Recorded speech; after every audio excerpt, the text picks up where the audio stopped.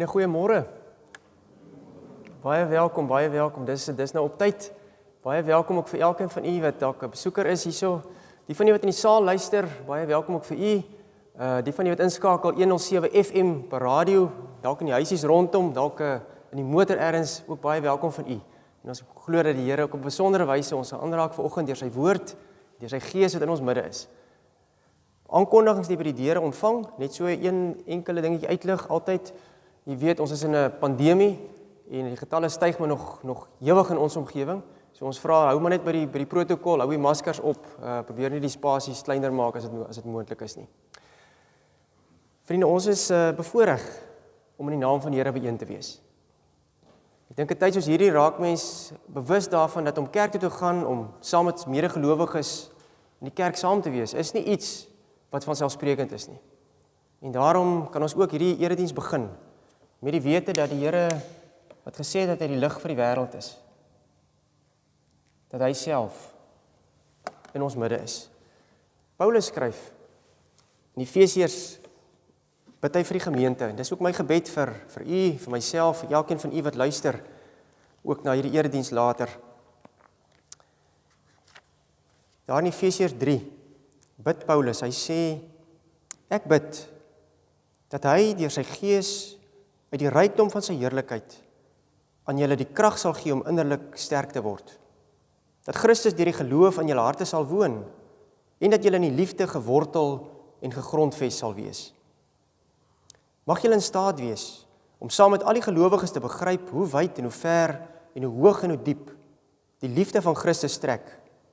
Mag julle sy liefde ken, liefde wat ons verstand te bowe gaan, en mag julle heeltemal vervul word met die volheid van God. Aan hom wat deur sy krag wat in ons werk, magtig is om oneindig meer te doen as wat ons bid of dink. Aan hom kom die eer toe in die kerk, deur ons verbondenheid met Christus Jesus, deur al die geslagte heen, tot in alle ewigheid. Amen. Broer en suster, liewe jong mens, u wat luister ook na hierdie uitsending, Paulus se gebed is dat gelowiges in alle omstandighede die liefde van die Here op besondere wyse sal beleef. En net nou gaan ons verder in Efesiërs lees, dan hoor ons ook hoe hierdie liefde prakties uitgeleef moet word. En vriende, dis nie 'n nuwe boodskap nie. Dis 'n ou boodskap wat mense in tye soos hierdie opnuut waardeer. Kom ons sing dan ook nou hierdie lied, 'n gebed. Ons vra Here, ons wil nader tot U, want U is naby ons. Dis 'n uitreik, 'n gebed. Terwyl ons so sit, kom ons kyk na die woorde en ons bid dit ook tot eer van die Here.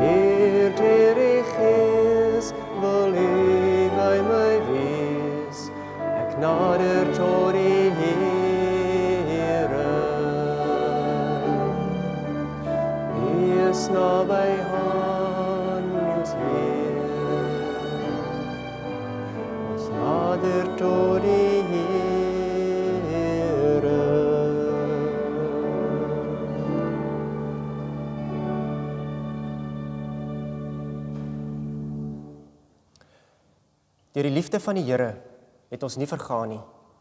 Daar is geen einde aan sy ontferming nie. Dis elke môre nuut. U trou is groot.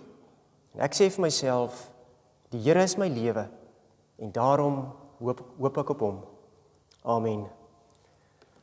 Vriende, met hierdie belofte, hierdie belydenis, kan ons ook hierdie erediens begin. Kan ons mekaar groet in die naam van die Here. Genade vir julle en vrede in oorvloed. Deur julle kennis van God wat al hoe meer en meer word. Deur die kragtige werking van die Heilige Gees. Amen. Ons gaan 'n loflied sing, pragtige lied, Hosanna in die hoogste. Jy kan staan, Psalm 171.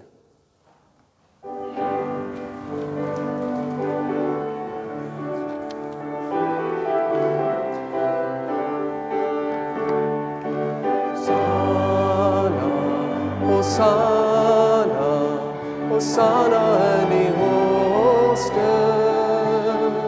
Hosanna, Hosanna, Hosanna in die hoogste. Ons verheerlik U naam, soos ons nou voor U staan. Is verhewe, o Heere God, Hosanna in die hoogste. Hosanna, Hosanna in die hoogste. Hosanna, Hosanna, Hosanna in die hoogste. Ons verheerlik U naam, soos ons nou voor U staan. Is verhewe, o Heere God, Hosanna in die hoogste.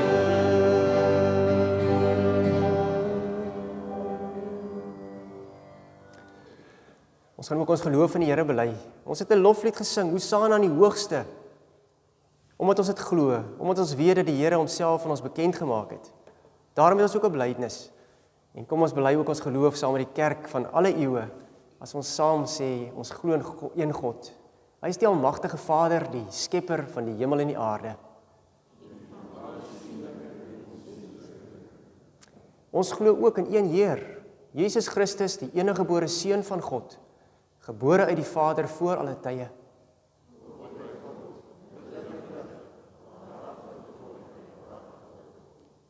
Hy is verwek en nie gemaak nie. Hy is een in wese met die Vader. Wat terwille van ons, die mense, en terwille van ons saligheid, neergedaal het uit die hemel, vlees geword het deur die Heilige Gees uit die Maagd Maria, en mens geword het, wat selfs vir ons gekruisig is, onder Pontius Pilatus, gelei en begrawe is.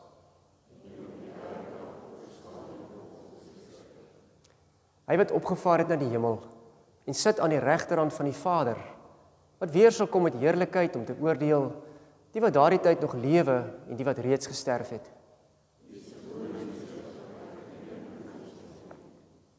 Ons glo ook in die Heilige Gees. Hy is die Heer en die lewenmaker, wat van die Vader en die Seun uitgaan.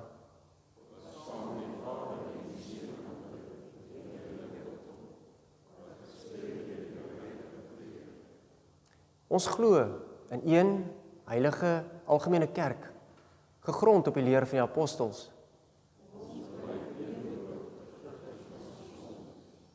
Ons verwag die opstanding van die ontslapenis. Amen. U kan maar sit. Geliefdes in die Here, ook 'n voorreg om te bid, om saam te kan bid as gemeente, as gelowiges, en ek gaan graag vir u voor.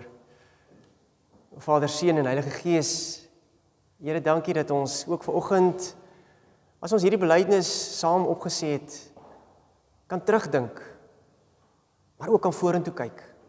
Dat ons kan dink, Here, aan gelowiges wat ons voorgegaan het, deur die geskiedenis heen, manne en vroue en kinders, Here, wat hulle lewe gegee het, letterlik alles gegee het, omdat hulle bely het dat Jesus die Here is. En Here, in ons tyd het ons so gewoond geraak om die Bybel te hê en om kerk toe te gaan, om te sing en te aanbid, dat ons iets van die voorreg baie keer vergeet.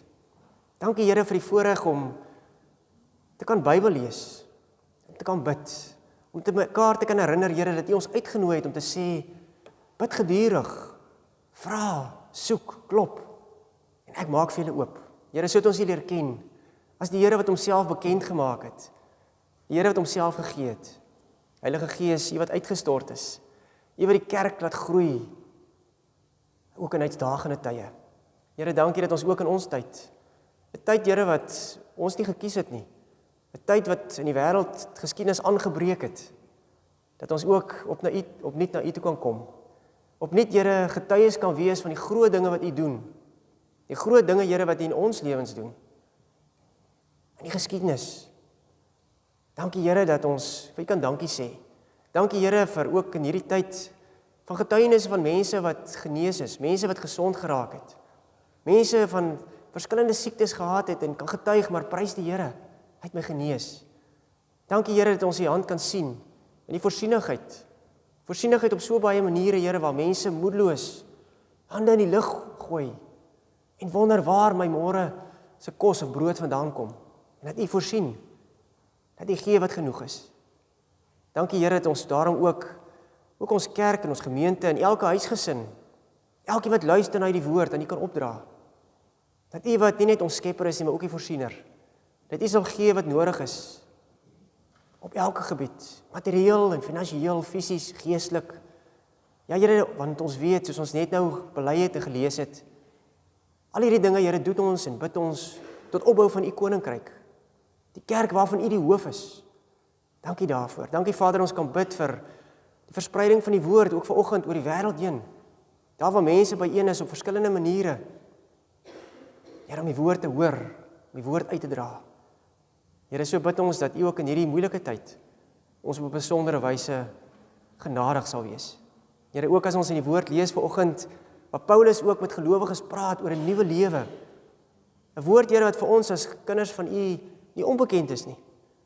Dat ons opnuut, Here, bewus sal word van hoe 'n nuwe lewe lyk. 'n Nuwe lewe in uitdagende tye, in goddelose tye. Hoe lyk 'n nuwe lewe wat getuienis dra van hoop en van lewe? Ons dankie, Heilige Gees, dat U dit moontlik maak. Raak ons aan. Ons bid dit in Jesus naam. Amen. Broer en suster, liewe kinders, U wat ook luister na hierdie uitsending, U daar in die saal. Ons gaan saam lees vanoggend Efesiërs 5. Efesiërs 5, net so van vers 15 tot 20. Paulus praat met die gelowiges, die begin van hierdie hoofstuk praat oor die ou en die nuwe lewe. Hoe lyk iemand se lewe wat nie 'n kind van die Here was nie? En hoe lyk iemand se lewe nou? Iemand wat die Here volg. Vers 15 sê, wees baie versigtig hoe julle lewe. Nie soos onverstandige mense nie, maar soos verstandiges. Maak die beste gebruik van elke geleentheid, want ons lewe in 'n goddelose tyd. Moet daarom nie onverstandig optree nie, maar probeer te wete kom wat die Here wil hê dat julle moet doen. Moet julle nie aan drank te buite gaan nie. Daarmee gaan losbandigheid gepaard.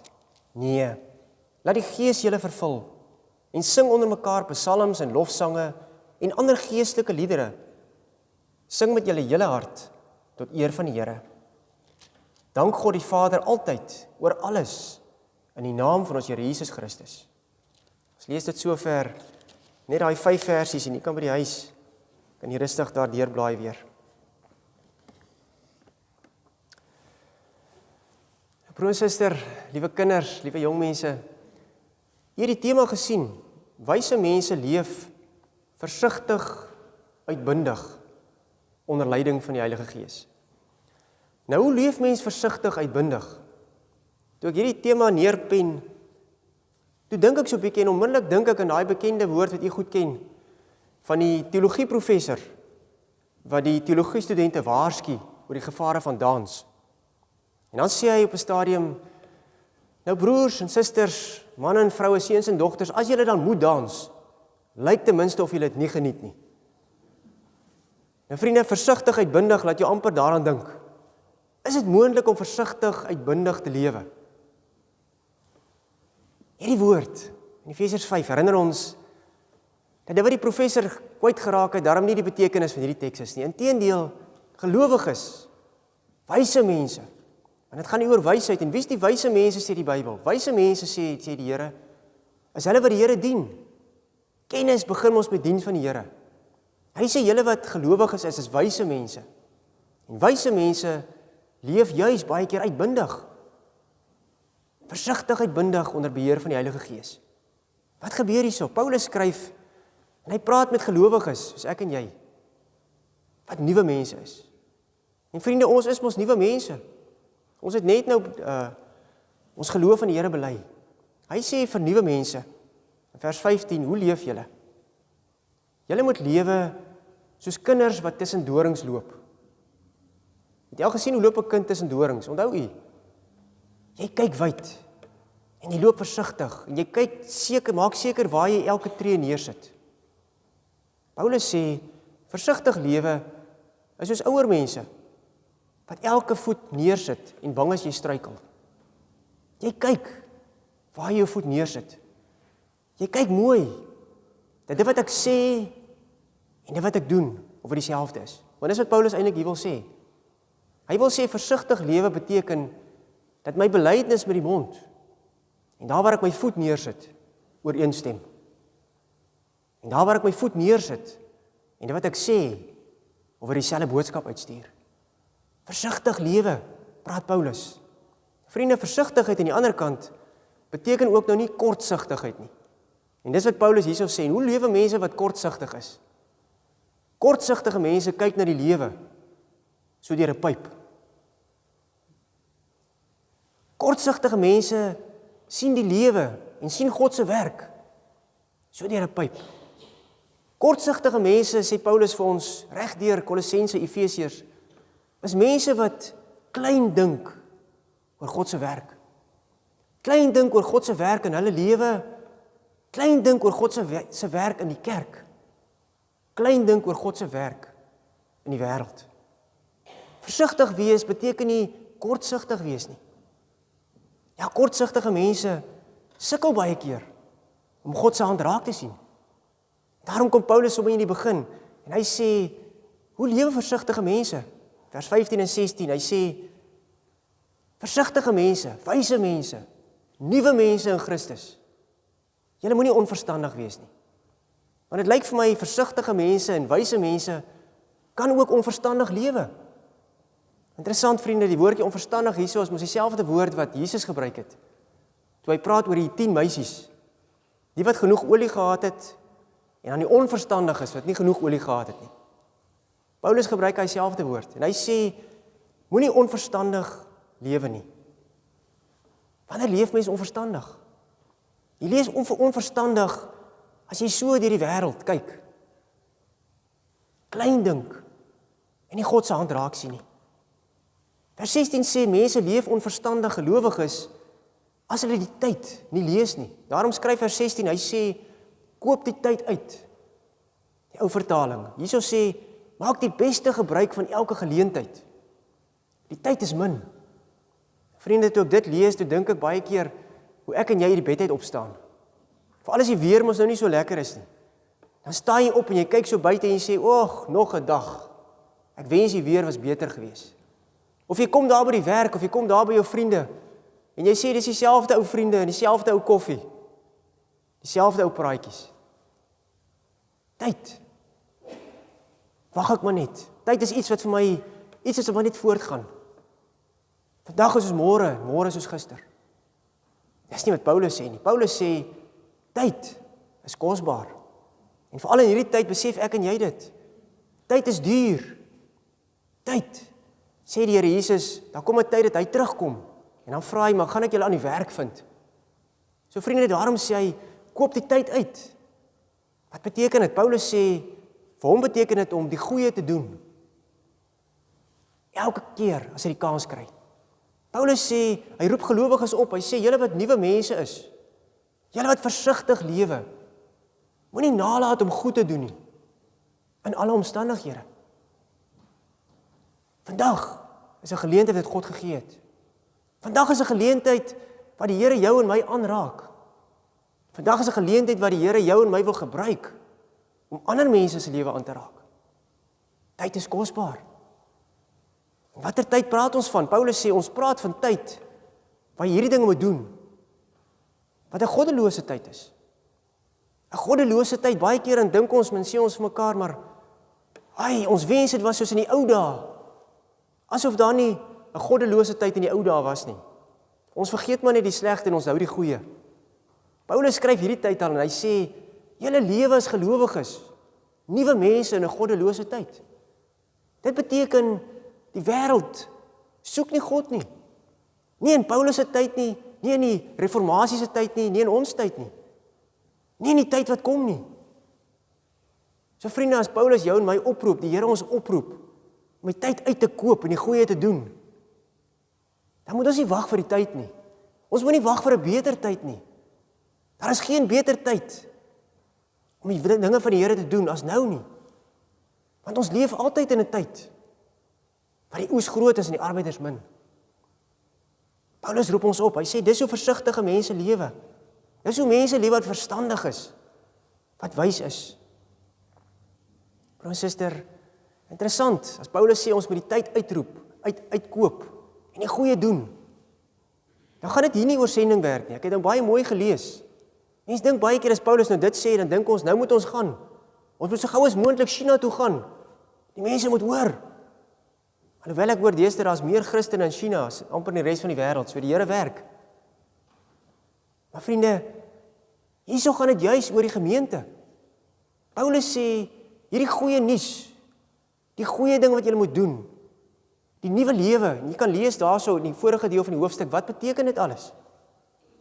Hy sê hierdie dinge gaan oor dit wat julle onder mekaar moet doen. Koop die tyd uit onder mekaar, reik uit na mekaar toe, versterk mekaar, herinner mekaar aan die goeie nuus. Nie daar ver nie, maar hier waar jy bly, daar waar jy woon, miskien daar in die gang, daar in Tenikwa waar jy dalk luister, ook na hierdie uitsending. Broer en suster, versigtig, uitbundig.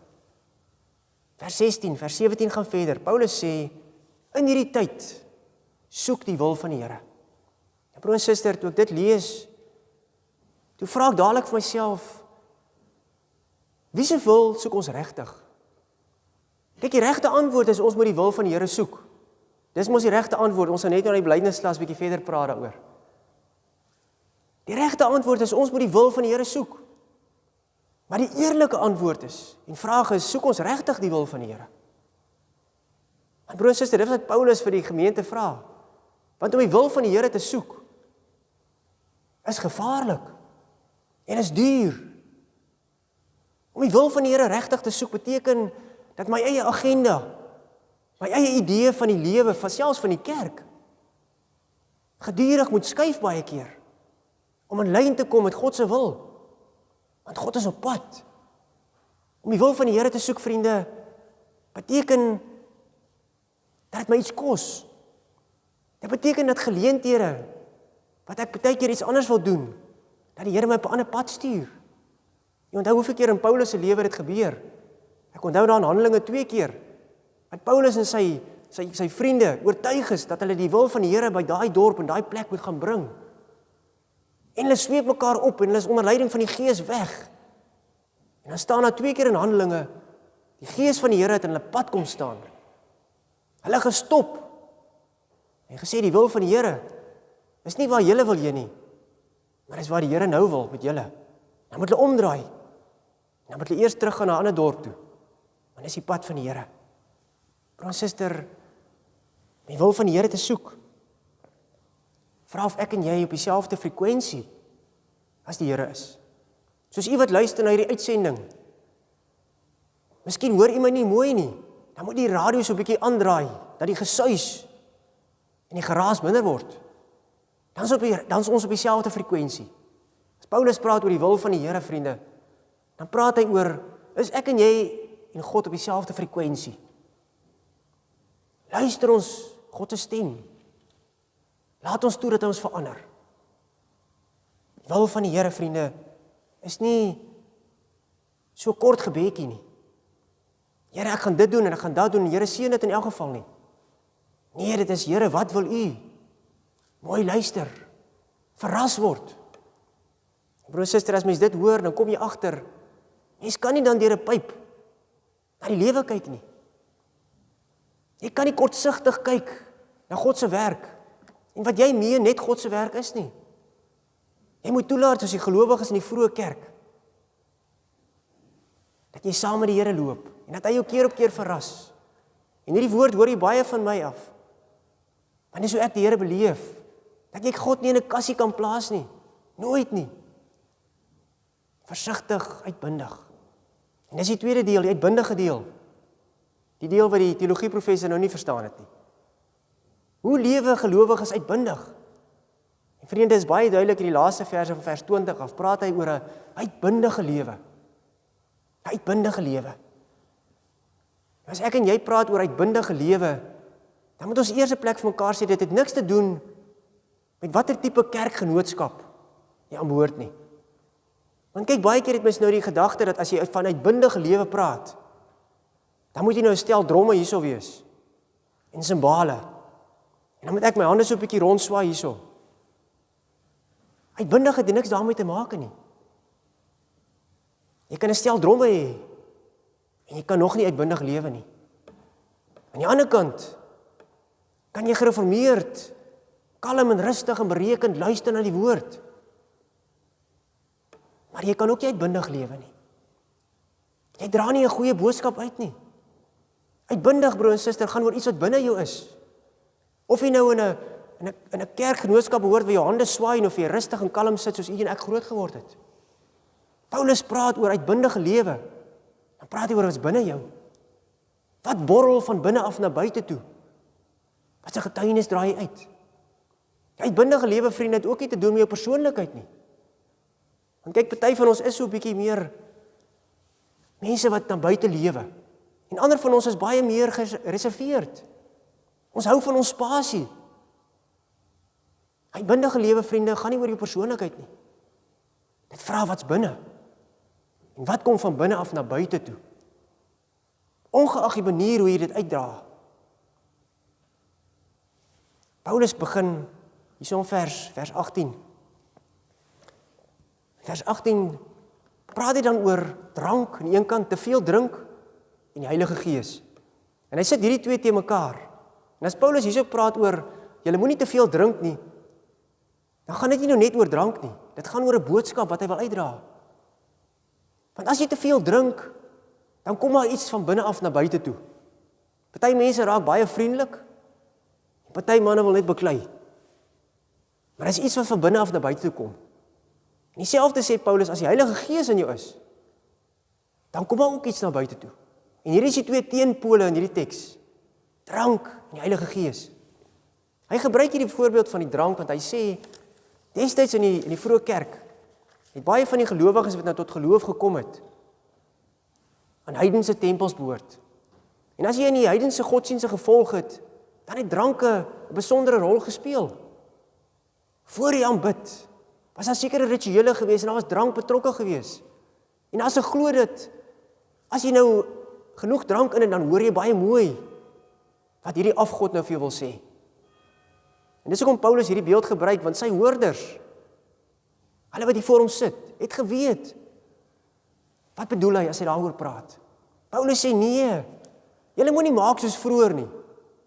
Vroeër toe julle ou mense was, onverstandige mense, mense wat nie aan die Here behoort nie, het julle iets van buite nodig gehad, om jou op 'n geestelike vlak te bring. Hy sê, nee, nou, in Christus, moet julle vol word van die Heilige Gees. Dis die teenpool. Laat toe dat die Gees van die Here julle vol maak. En broer en suster, hoe maak die Gees van die Here ons vol? Interessant weer hierso, dit gaan nie oor iets van buite af nie. As jy hierdie teks lees, dan dink jy, dit moet amper soos 'n glas water wees. En nou moet die Here kom en die water in die glas gooi. En dan word jy vol. En al hoe meer vol. Nee, Paulus skryf op 'n ander plek, hy sê, julle wat in Christus is, het reeds die Gees van God in julle. Romeine 8. Hy sê, die dag toe jy kind van die Here word, dis die Gees van die Here in jou. Nie halfpad nie, nie 3/4 nie, die Gees is in jou. Maar, Nou moet jy toelaat dat hierdie Gees jou verander van binne af. Nou moet jy vol word en toelaat dat hierdie Gees wat in jou hart is, beheer neem oor jou lewe, oor dele van jou lewe waaroor jy nog beheer het. Daarom skryf Paulus in Romeine 8, jy kan daar lees. Dan sê ons lewe nie meer deur onsself nie, ons laat toe dat die Gees ons vul. Romeine 12 sê, laat toe, passief, dat God julle denke vernuwe. Dan sê hulle onderskei wat die wil van God is. Dis wat Paulus hieroor praat, hy sê, laat toe dat die Gees van die Here, hy wat in julle is, julle vul. Laat dit soos 'n fontein wees wat van binne af buite toe borrel. Dan kom jy agter, jy begin uitbundig lewe. Dan kom jy agter, daar kom 'n vreugde in jou. Dan kom jy agter, jy kan nie stil bly nie. Dan kom jy agter, jy wil die Here loof en prys, die Here se wil soek. Dan hoor jy beter. Jy kom op die regte frekwensie. En die Gees van die Here in jou werk en uitborrel na buite toe. Broer en suster, hoe lyk 'n lewe onder beheer van die Gees? Dis die laaste gedeelte en daarmee sluit ek af. Paulus gebruik net 2 dele. Daar's verskillende dele. Galasiërs 5 praat ons oor die gawes en die vrug van die Gees. Paulus noem net 2 dinge hierso. Oor hoe lyk 'n lewe onder beheer van die Gees? En die eerste ding is wat ons vanoggend hier beleef het met die musiek. Hy sê 'n lewe onder die Gees, deur die onderleiding van die Gees, beteken dis jou lewe is 'n lied. Letterlik. Hy sê die lewe is 'n lied. As die Gees in jou werk, dan gebruik hy die voorbeeld, dan sing jy. En die sang hierso is nie net soos ons sing nie, maar hierso gaan dit oor sang wat 'n boodskap dra. Hy sê, as jy sing, dan moedig jy mekaar. As jy sing, dan loof jy die Here. As jy sing, dan onthou jy die groot dinge wat die Here doen. Hoeveel keer, vriende, was jy al in 'n krisis gewees? En dan wat kom by jou op? 'n lied wat jy geleer het destyds in die KJV of die KJA. 'n kinderliedjie wat jy nou nie meer sing nie, want jy voel jy het nou, en ek het nou te belangrik geraak vir hierdie liedjie oor die voeltjies en die water en die blommetjies. Maar in jou diepste donker nood kom daai lied by jou op. En jy onthou hierdie lied wat jy geleer het by jou ma, of jou ouma, of jou oupa. En hierdie lied gee vir jou krag, want dit herinner jou aan wie die Here is. Daarom sê Paulus, 'n lewe onder die Gees beteken, jy lewe, asof jy lewe lied is, in 'n goddelose tyd. Watter liedere sing ons? Hy praat hierso, hy sê, sing onder mekaar psalms, ons gereformeerdes ken dit genoeg, ons ken dit goed. Hy sê, sing lofsange, maar dan sê hy ook ander geestelike liedere. So vriende, Paulus maak die repertoire bietjie groter. Want hy sê, die Here stap 'n pad, daar kom nuwe geestelike liedere, en daarom het ons vanoggend wonderlike liedere gesing, nuwe liedere. Nuwe liedere soos die Here die kerk lei. Die Here word nie beperk tot die psalms nie. Daar's nie net 150 liedere om God te loof en te prys nie. Nee, hy gee gawes in die kerk. Hy uitbundige lewe. Paulus sê, hoe sing jy? Of jy nou psalms sing of nuwe liedere, hoe sing jy? Dis die belangrike. Hy sê, sing vreugdevol opreg.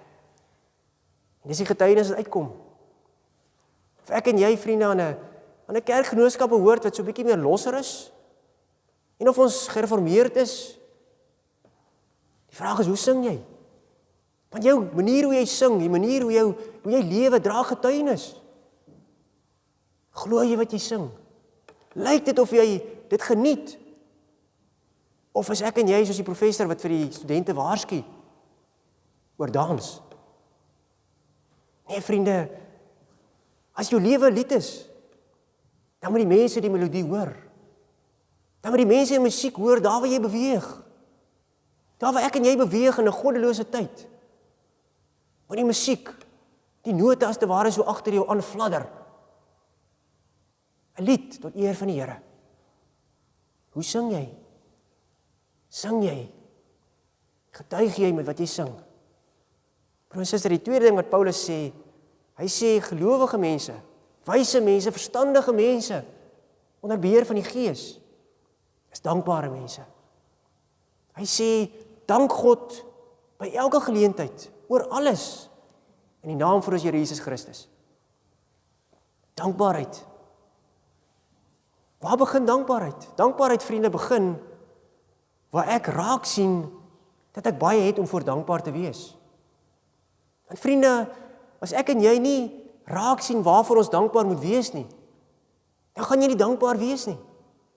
Mense wat kla en mor oor alles. En kyk, daar's baie om oor te kla en te mor.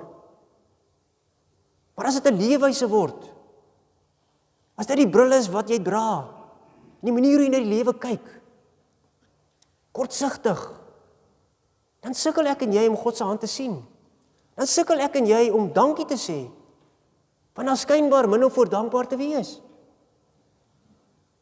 Vriende, Paulus skryf uit die tronk uit, en hy skryf oor blydskap, en hy skryf oor dankbaarheid. Hy sê as hy na sy lewe kyk, kan hy nie ophou dankie sê vir die Here nie.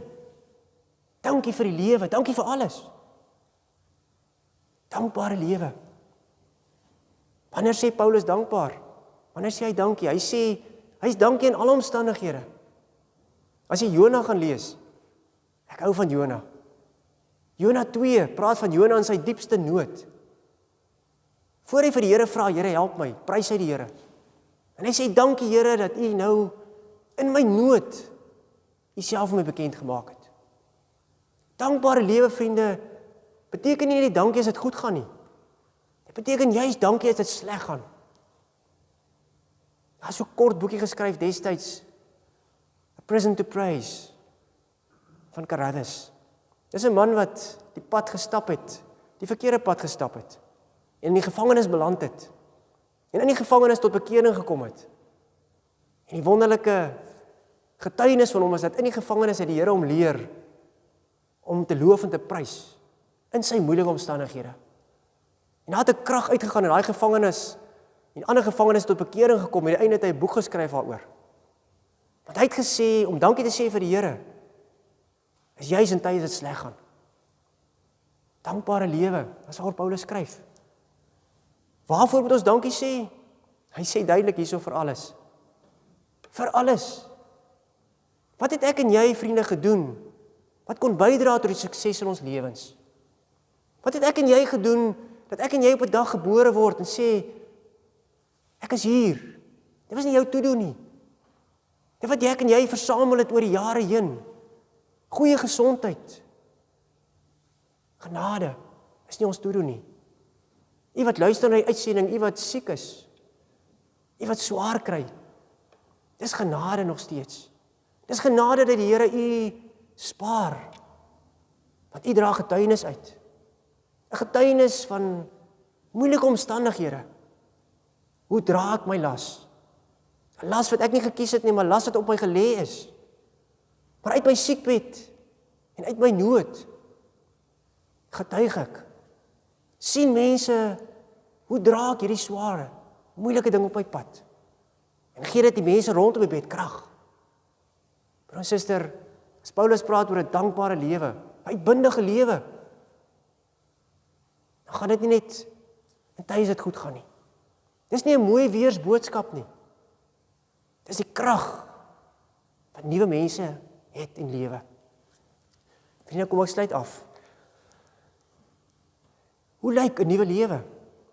Paulus sê daar's baie dinge wat jy kan noem. En daar's baie wat hy daaroor skryf. Maar in hierdie kort versies kom sê die Here vir jou en my vanoggend.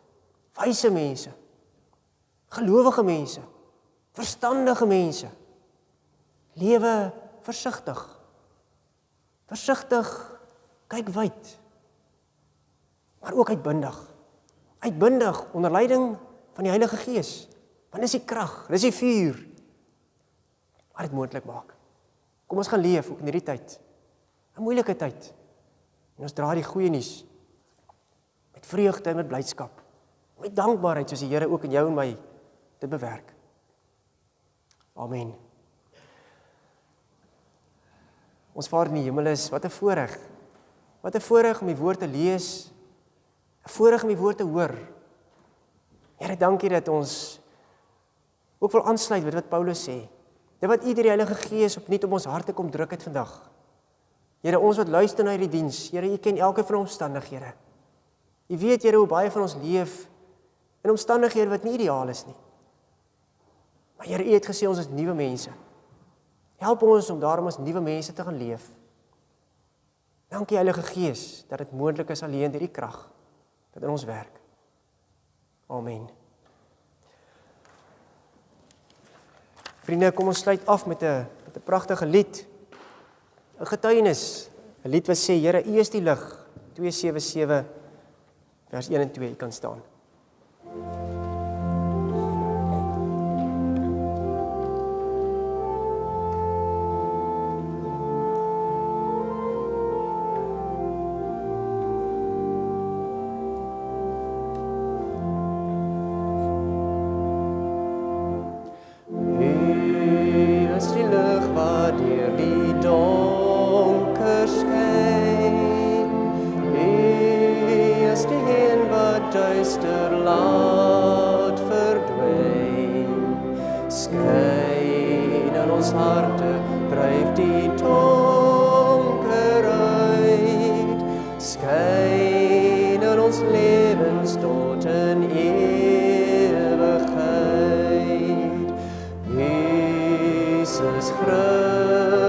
ons glo in U.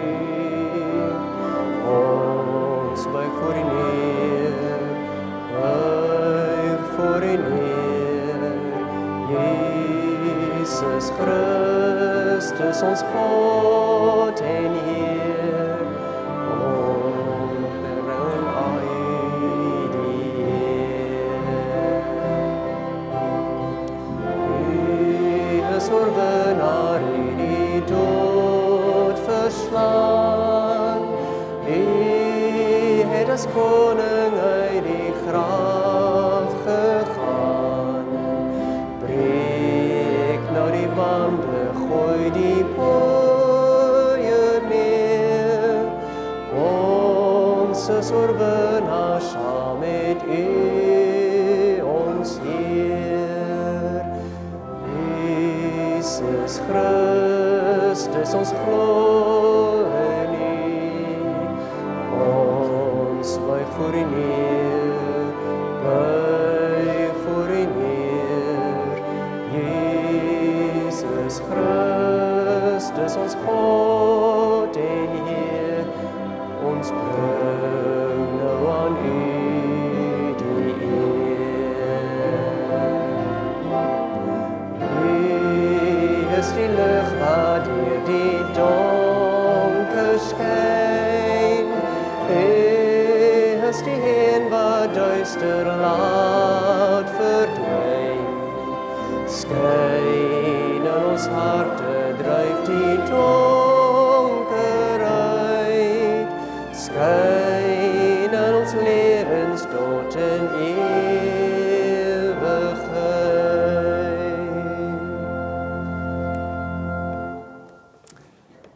Mag die genade van ons Here Jesus Christus, mag die liefde van God, en mag die teenwoordigheid van die Heilige Gees met ons wees en bly. Amen.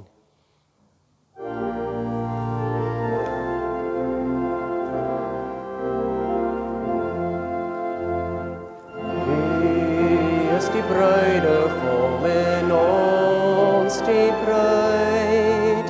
U nooi ons vir die bruilofsmaaltyd uit. Daar klink ons lof, daar klink ons danklied uit. Ons bly by U tot in die ewigheid. Jesus Christus, ons glo in U. Ons buig voor U neer, buig voor U neer. Jesus Christus, ons God en Heer, ons bring nou aan U die eer. U is die bruidegom en ons die bruid. U nooi ons vir die bruilofsmaal.